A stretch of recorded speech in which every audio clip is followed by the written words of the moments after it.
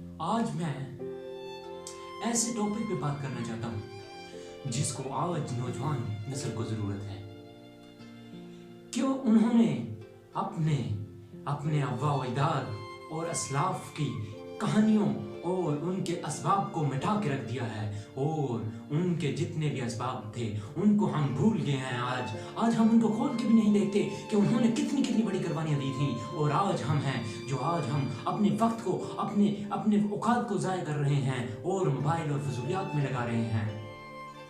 हमें आज सिर्फ ज़रूरत है तो इस बात की ज़रूरत है कि अपने अंदर के यकीन और अपने अंदर के टैलेंट को बाहर निकालें और दुनिया को दिखाएं कि हम वो कौन थी जिसने इस दुनिया में, इस बड़े सगीर में 1000 साल हुकूमत। ये क्या था?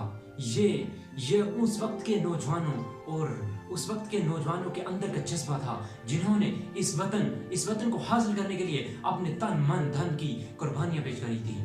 लेकिन आज हम क्या कर रहे हैं? आज हम सोए पड़े हैं। लोगों को देखें तो वो क्या कर रहे हैं? वो हर वक्त अपने वक्त को, अपने औकात को, अपनी मसरूफियात को क्या करते हैं? मोबाइल में लगा रहते हैं, बैठे हैं और खुद को कमतर और कमजोर समझ रहे हैं दूसरे से। क्योंकि अल्लाह ताला ने हमारे अंदर ऐसी सिफात पैदा की हैं कि हम किसी से कमतर नहीं हैं, बल्कि अल्लाह ताला ने हमारे अंदर तो ऐसी सिफात पैदा की थी कि हम चाहते तो चांद को भी तस्वीर कर लेते। लेकिन क्या आज क्यों हम पीछे रह गए हैं? क्योंकि हमने आज अपने असलाफ की, अपने आबा व अजदाद की जो उन्होंने हमें मिरास में दी थी वो हमने छोड़ दिया है। उनका हम मुताला नहीं करते। हम आज मगरब की तहजीब में पीछे पड़े हैं।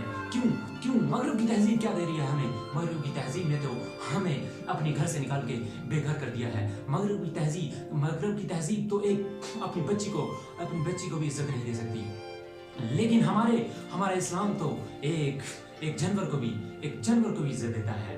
और हम क्या कर रहे हैं? हम मुसलमान होने के नाते अपने आप को 2 टके के लिए बेच देते हैं और पता नहीं कैसी हरकत करते हैं जिससे हम खुद भी बदनाम होते हैं और अपने मुल्क पाकिस्तान को भी बदनाम करते हैं।